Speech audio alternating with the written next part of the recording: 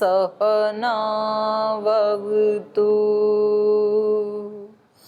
सहनौ भुनक्तु सह वीर्यङ्करवावहै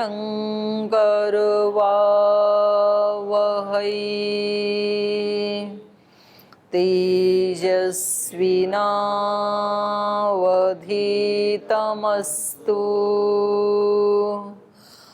मा विद्विषावहै। ॐ शान्ति शान्ति शान्तिः।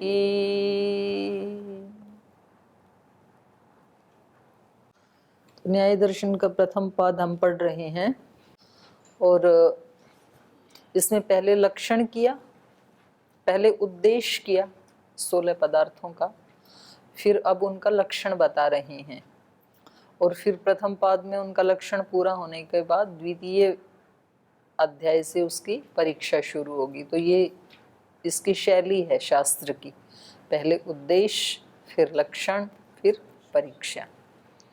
तो जो उद्देश्य किया था उसमें 16 पदार्थों में पहला प्रमाण, प्रमेय, संशय, प्रयोजन, और प्रयोजन के बाद दृष्टांत, सिद्धांत, अवयव, तर्क, निर्णय, वाद, जल्प, वितंडा, हेत्वाभास, छल, जाति, निग्रह स्थान, ये 16 पदार्थ हैं।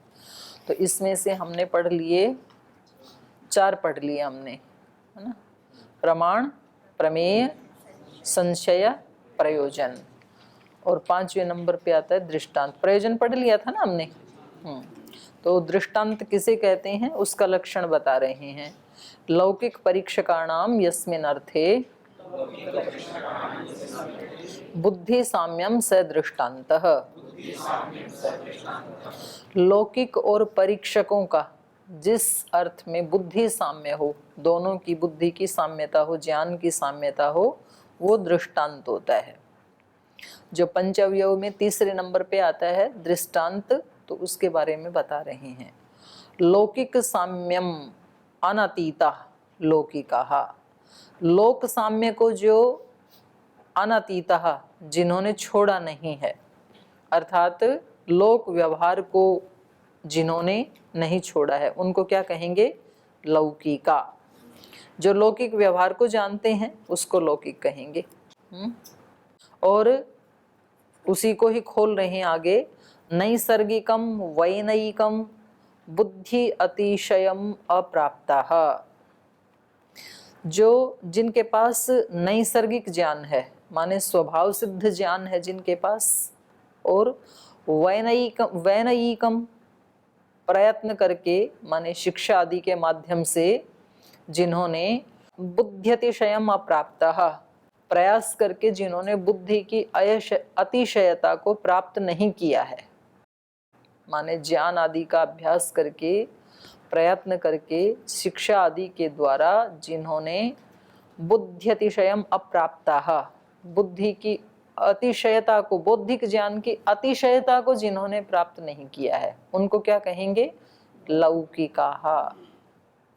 तद विपरीताः परीक्षकाः, और उससे विपरीत जो है वो, उनको परीक्षक कहते हैं। परीक्षक मतलब तर्केण प्रमाणैः अर्थम परीक्षितुम अर्हन्तीति, जो तर्क के द्वारा, प्रमाणों के द्वारा किसी पदार्थ के बारे में परीक्षा करने में सक्षम हैं, जानते हैं, माने जिन्होंने विद्या अभ्यास आदि करके अपने ज्ञान को अतिशयता तक पहुंचाया है, उनको कहेंगे परीक्षक।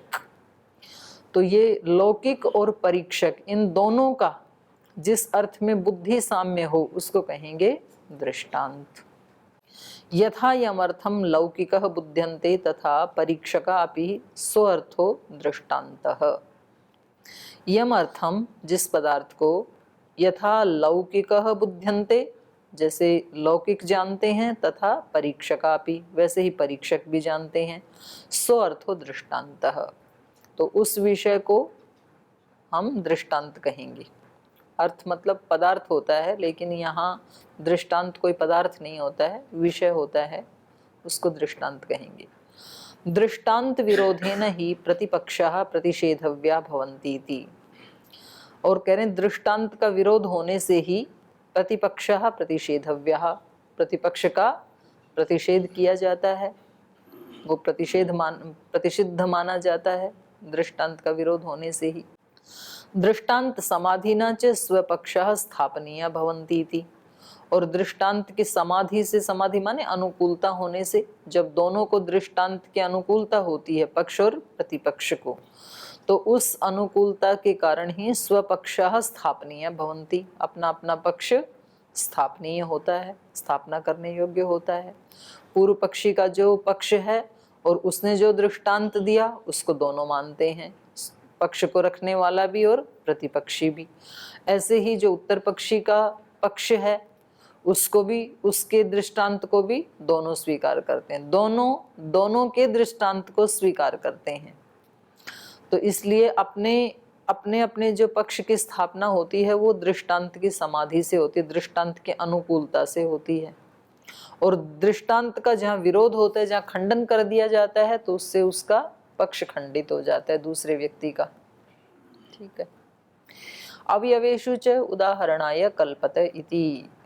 तो जो 5 अवयव हैं उनमें उदाहरणाय कल्पते इति, उदाहरण के रूप में दृष्टांत को दिया जाता है। जो तीसरे नंबर पे आता है प्रतिज्ञा हेतु उदाहरण, वही दृष्टांत है। इति त्रिभिः सूत्रैः न्याय पूर्वांग लक्षण प्रकरणम। तो ये इन 3 सूत्रों से न्याय के जो पूर्व अंग थे, अर्थात दृष्टांत पर्यंत, इनको न्याय के पूर्व अंग माना जाता है। तो ये यहाँ पर समाप्त हुआ। अब दृष्टांत के बाद अगला जो पदार्थ है वो है सिद्धांत। अथ सिद्धांतः इदम इत्थं भूतञ्च इति अभ्यनुज्ञायमानम् अर्थजातं सिद्धं सिद्धस्य संस्थितिः सिद्धांतः। संस्थिति इत्थं भाव व्यवस्था धर्म नियमः।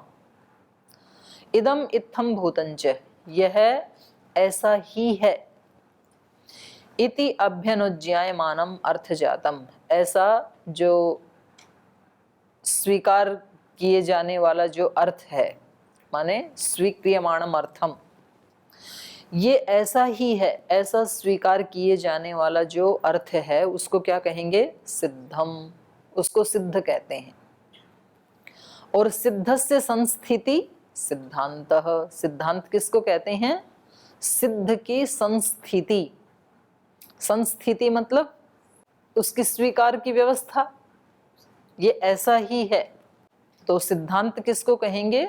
सिद्ध। इसको लोक भाषा में ऐसे भी बोलते हैं, सिद्ध का जो अंत है वो सिद्धांत है। अंत मतलब पक्ष।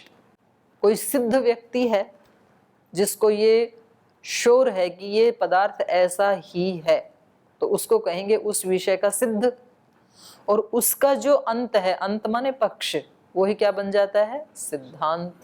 माने कोई योगी है और किसी योग के एक विषय का वो सिद्ध हो गया, आसन का, प्राणायाम का, ध्यान का सिद्ध महात्मा बन गया, तो अब उस बारे में वो जो कहेगा वो क्या बन जाएगा? सिद्धांत बन जाएगा। उस सिद्ध का अंत माने पक्ष, वो सिद्धांत होता है। और उसके पक्ष को ही कहते हैं संस्थिति। संस्थिति मतलब ये ऐसा ही है जैसा वो कह रहा है। सिद्ध से संस्थिति सिद्धांत, ये खुद ही बोल रहे हैं। संस्थिति क्या होती है? संस्थिति रीति इत्थम भाव व्यवस्था, ऐसा मानने की व्यवस्था कि ये ऐसा है, ये जो व्यवस्था है उसको क्या कहेंगे? संस्थिति। और उसी को क्या कहेंगे? धर्म नियमः, धर्म की व्यवस्था। इस पदार्थ का ये धर्म है। ऐसे सखलु अयम, तो ये सिद्धांत कितने प्रकार का होता है वो बता रहे हैं। सखलु अयम तंत्राधिकरण अभ्युपगम संस्थिति ही सिद्धांतः। तो कह रहे हैं तंत्र, तंत्र माने शास्त्र, तंत्र अधिकरण अभ्युपगम संस्थिति ही सिद्धांत। ये ऊपर जो परिभाषा दी थी ये तो भाष्यकार ने दी थी।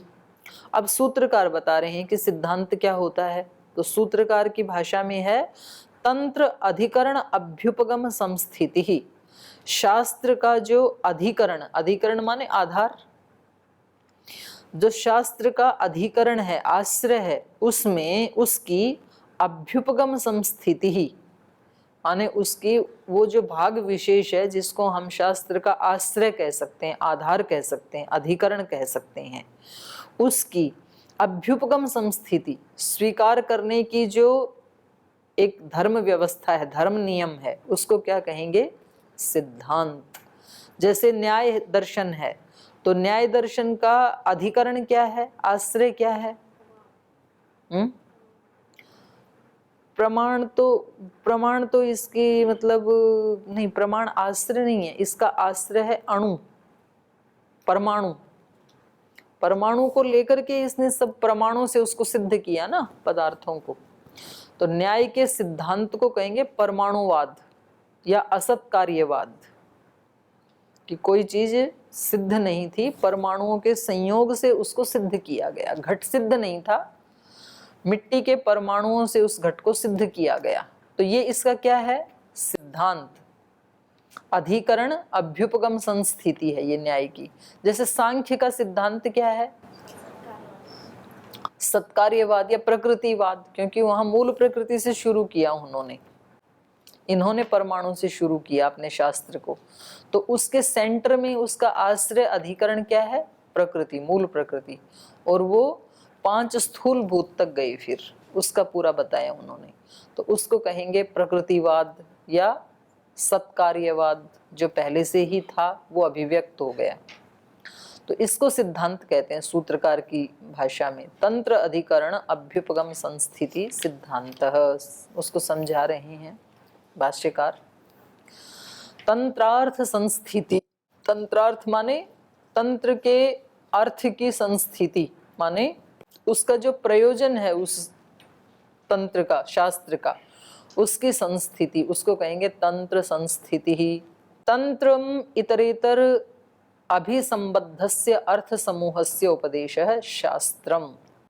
तंत्र क्या है या शास्त्र क्या है? इतरेतर अभिसंबद्धस्य अर्थ समूहस्य उपदेशः, जो एक दूसरे के साथ संबद्ध है ऐसा जो अर्थ समूह।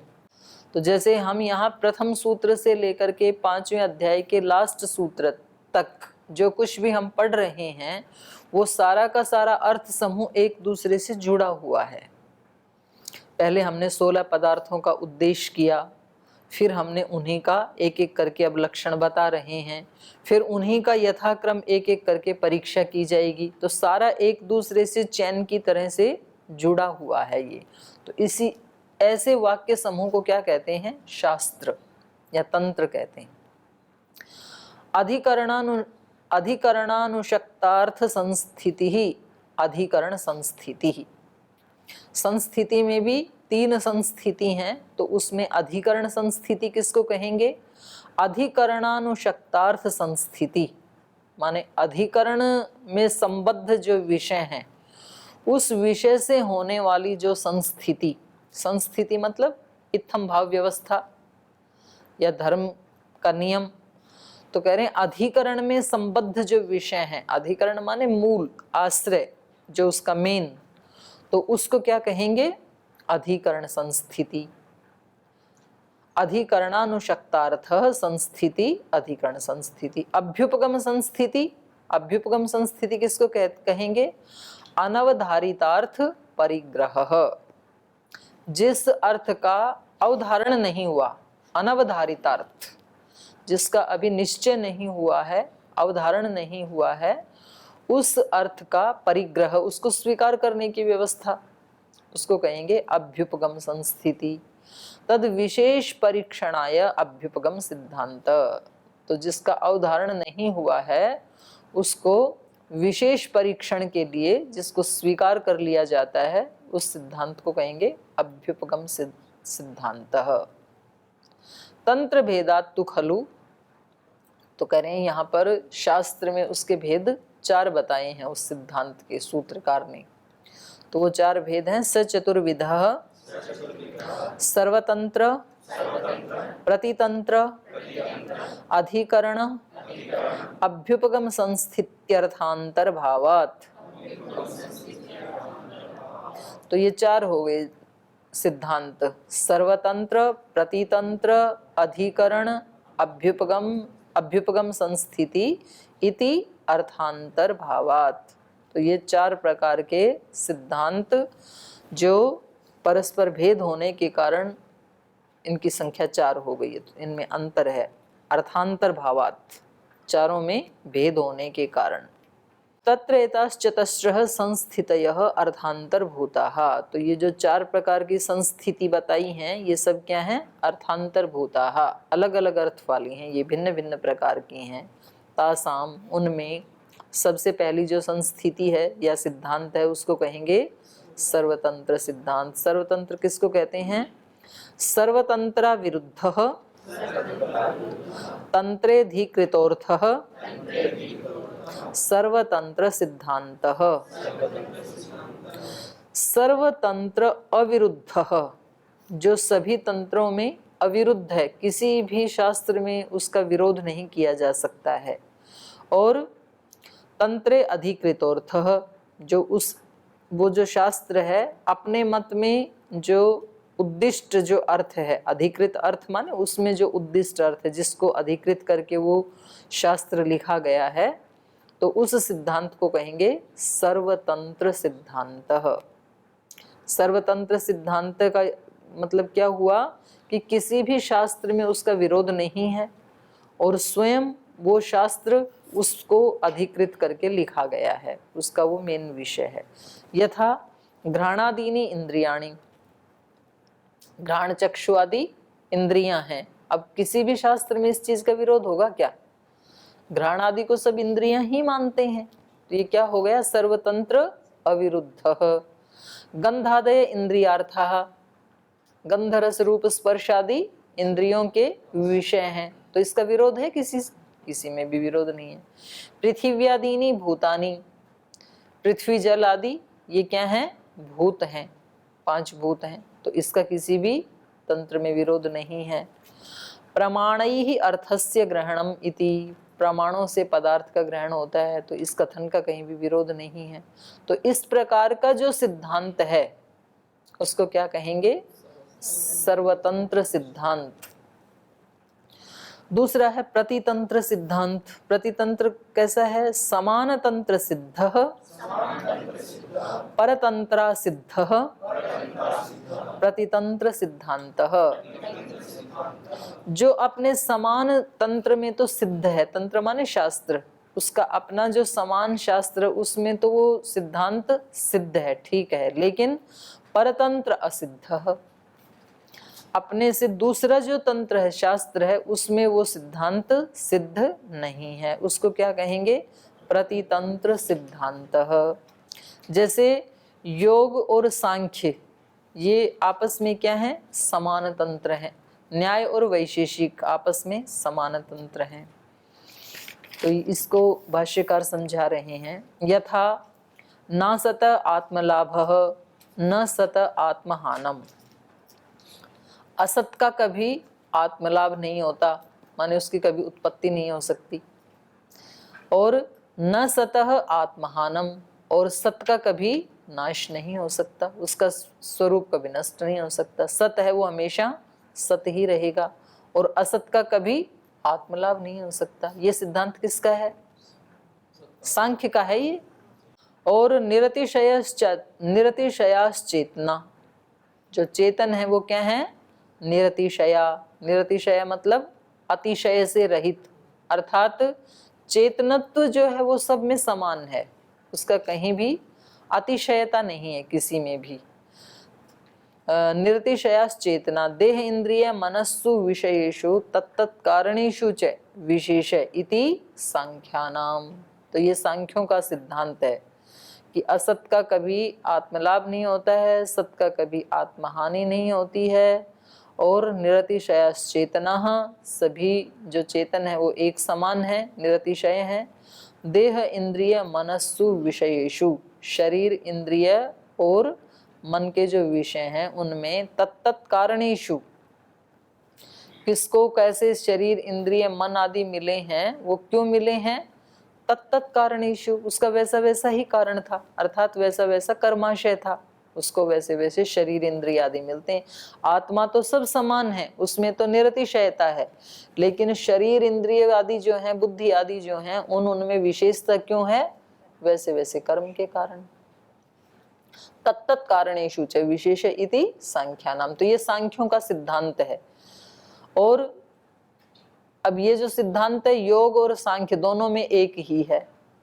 योग वाले भी क्या मानते हैं? योग का मतलब योग दर्शन। और यहाँ जो आगे योगा नाम आएगा उसका मतलब है वैशेषिक और न्याय के जो योगी हैं। तो इसमें भी क्लेश मूलः कर्माशयः, क्लेश मूलक जो कर्माशय है वो जाति आयु भोग का कारण बनता है। तो योग में भी वही कहा, सांख्य में भी वही कहा। और दूसरा, पुरुष कर्मादि निमित्त भूत सर्गः। पुरुष के जो कर्म आदि हैं उनके निमित्त से ये भूत सर्ग, भूतों का संसर्ग हुआ है, भूतों से संसर्ग होता है पुरुष का अपने कर्म आदि के निमित्त से। कर्म हेतव दोषः। भूत सर्ग है मतलब शरीर आदि धारण करना, पंचभूत, हमारा शरीर पांच भौतिक है ना, तो इन भूतों के साथ हम आत्माओं का संसर्ग क्यों हुआ? कर्म के कारण। पुरुष कर्मादि निमित्त, पुरुष के जो कर्म आदि हैं वो निमित्त हैं किसमें? भूत सर्गः, भौतिक सृष्टि में। जो हमें भौतिक शरीर मिला तो इसमें हमारा कर्माशय निमित्त है। और उन कर्मों का हेतु क्या है? कर्म हेतवो दोषाः। उन कर्मों के हेतु हैं दोष, राग द्वेष और मोह, तीन को दोष माना है। और प्रवृत्तिश्च, दोषों का प्रवृत्ति जो है उनका मूल कौन है? दोष। दोष के कारण ही हमारी प्रवृत्तियां होती हैं, शरीर मन और शरीर से, मन से और वाणी से, तीन बताए ना। स्वगुण विशिष्टास चेतनाः, और जो चेतन है वो स्वगुण विशिष्टाः, अपने ज्ञान आदि गुण विशेष से युक्त हैं चेतन। नैयायिक क्या मानते हैं? ज्ञान गुण किसका है? आत्मा का है। और वो सब में कम ज्यादा या अलग अलग है, स्पेशल है, किसके कारण?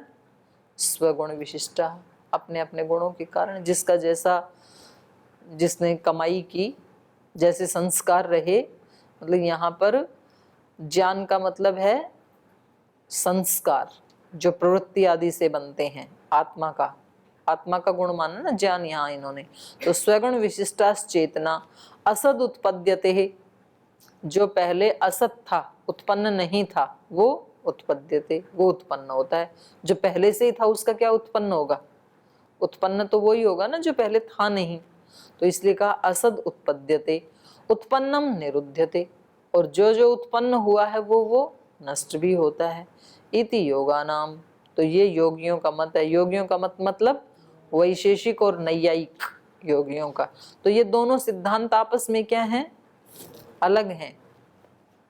तो इसलिए इसको क्या कहेंगे? प्रतितंत्र सिद्धांत। तीसरा, अधिकरण सिद्धांत किसको कहेंगे?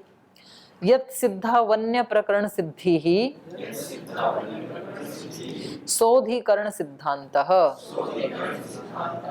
यत सिद्धौ अन्य प्रकरण सिद्धि ही, जिसके सिद्ध होने से अन्य प्रकरण की भी सिद्धि हो जाती है, उसको क्या कहेंगे? अधिकरण सिद्धांत। उसको अधिकरण आश्रय वाला सिद्धांत कहेंगे। जैसे यस्यार्थस्य सिद्धौ अन्य अर्था अनुसज्जन्ते न तैर्विना सो अर्थ सिद्ध्यति ते अर्था यदधिष्ठानः सोऽधिकरण सिद्धान्तः। यस्य अर्थस्य सिद्धौ, जिस अर्थ के, जिस पदार्थ के सिद्ध होने से, अन्य अर्था अनुसज्जन्ते, दूसरे अर्थ भी उसके साथ आके जुड़ जाते हैं, वो भी सिद्ध हो जाते हैं। न तैर्विना सो अर्थः, और वो जो जुड़ जाते हैं उनके बिना वो पदार्थ सिद्ध हो नहीं सकता है। न तैर्विना सो अर्थ सिद्ध्यति, उसके बिना वो सिद्ध नहीं हो सकता है। उनके आक्षेप के बिना, वो जो जुड़ जाते हैं उनके आक्षेप के बिना वो पदार्थ सिद्ध नहीं हो सकता है। ते अर्था यद अधिष्ठानः, तो वो पदार्थ जिस अधिष्ठान वाले होते हैं, जिस आश्रय वाले होते हैं, माने वे अर्थ जिस अर्थ को आश्रय बनाते हैं, सो अधिकरण सिद्धांतः, उसको कहेंगे अधिकरण सिद्धांत। यथा, जैसे देहेंद्रिय व्यतिरिक्तो ज्ञाता, शरीर इंद्रिय आदि से अलग है ज्ञाता अर्थात आत्मा। क्यों? हेतु क्या है उसका? दर्शन स्पर्शनाभ्याम एकार्थ ग्रहणाद इति, दर्शन स्पर्शन आदि के द्वारा एक अर्थ का ग्रहण होने से, जिसका मैंने दर्शन किया उसी का अब मैं ग्रहण कर रहा हूं। तो ये प्रतिसंधान मेरे अंदर हो रहा है ना, देखने वाला भी मैं ही हूं, ग्रहण करने वाला भी मैं ही हूं। तो दर्शन और स्पर्शन के द्वारा एक ही पदार्थ का ग्रहण हो रहा है। किस पदार्थ का? आत्मा का। तो उसका एक का ही ग्रहण हो रहा है। अब ये हो गया एक सिद्धांत हो गया। सिद्धांत क्या हुआ? शरीर इंद्रिय आदि से व्यतिरिक्त आत्मा है, ये हो गई मेरी प्रतिज्ञा। ठीक है। और इसका हेतु क्या है? दर्शन स्पर्शनाभ्याम एकार्थ ग्रहणात्, दर्शन और स्पर्शन के द्वारा एक ही अर्थ का, एक ही पदार्थ का ग्रहण होने से, वो पदार्थ है आत्मा। जिस आत्मा ने दर्शन किया वही आत्मा उस वस्तु का स्पर्श भी कर रहा है। तो दोनों का अंदर क्या होता है? योग होता है ना, कि जिसको मैंने देखा था उसी को अब मैं स्पर्श कर रहा हूँ। जो व्यक्ति मेरे से सुबह मिला था अभी मैं उसी को दोबारा उससे बात कर रहा हूँ। तो ये जो अंदर हम इसका वो करते हैं, संग्रह करते हैं स्मृति का, तो इससे पता लगता है कि कोई एक है इन दोनों के पीछे। अत्र आनुषंगिणो अर्थः इंद्रिय नानात्व नियत विषयाणि इंद्रियाणि स्व विषय ग्रहण लिंगाणि जातुः ज्ञान साधनानि। अब इसके साथ साथ ही ये इतने अर्थ और जुड़ गए। अत्र आनुषंगिणो अर्थ, इसके साथ जुड़ जाने वाले अर्थ क्या हैं? इंद्रिय नानात्वम, इंद्रियों का नानात्व। जब हमने कहा इंद्रिय आदि से व्यतिरिक्त पुरुष है, तो इससे ये क्या जुड़ गया कि इंद्रियां एक नहीं अनेक हैं, तो इंद्रियों का नानात्व भी जुड़ गया। और नियत विषयाणि इंद्रियाणि, वो इंद्रियां अपने नियत विषय वाली हैं। चक्षु केवल देखने का काम कर सकता है, घ्राण सूंघने का कर सकता है, ये भी इसके साथ ही आ गए। स्व विषय ग्रहण लिंगानी, वो अपने अपने विषय का ही ग्रहण करने वाली हैं इंद्रियां। ज्ञातुः ज्ञान साधनानि, और वो इंद्रियां इस ज्ञाता के ज्ञान का साधन है। ज्ञातुः आत्मा के ज्ञान के साधन है। गंधादि गुण व्यतिरिक्तम द्रव्यम, और ये जो द्रव्य आत्मा रूपी द्रव्य है ये गंधादि गुणों से व्यतिरिक्त है, उसमें नहीं है ये गुण। तो गुणाधिकरणम अनियत विषयाश्चेतना इति पूर्वार्थ सिद्धौ एते अर्थ सिद्ध्यन्ति। तो गुणाधिकरणम, ये जो गुण हैं इनका जो अधिकरण, इनका जो आश्रय, गुणाधिकरणम अनियत विषय, वो कैसा है? अनियत विषय वाला है। अचेतना इति, और वो अचेतन है, क्योंकि ये इंद्रियां हैं ना, इनके आश्रय तो अर्थ, इंद्रियों के अर्थ हैं ये गंध आदि, और वो अचेतन है। तो इति पूर्वार्थ सिद्धौ, तो पहले वाला अर्थ अर्थात आत्मा, उसके सिद्ध होने से एते अर्थ सिद्ध्यन्ति, अपने आप ही सिद्ध हो जाते हैं। जब हमने कहा शरीर इंद्रिय आदि से व्यतिरिक्त आत्मा है, उस आत्मा की सिद्धि होते ही इनकी भी साथ में सिद्धि हो जाती है। न तैर बिना सो अर्थ संभवती, इनके जुड़े बिना आत्मा की सिद्धि नहीं हो सकती है। जब हमने कहा कि इनसे अलग है तो पहले इनको भी तो सिद्ध करना पड़ेगा ना, इंद्रिय शरीर आदि को। तो यहाँ पर आश्रय क्या हो गया? आत्मा। तो जिसके आश्रय से अन्य प्रकरण की भी सिद्धि हो जाती है, उस सिद्धांत को कहेंगे अधिकरण सिद्धांत। और चौथा है अभ्युपगम सिद्धांत, तो इसको हम कल पढ़ेंगे क्योंकि समय हो गया। तो ये 4 सिद्धांत न्याय दर्शन ने माने हैं। उसके बाद फिर आएगा अवयव, तो वैसे छोटा ही है तो कोई नहीं, कल पढ़ेंगे इसको।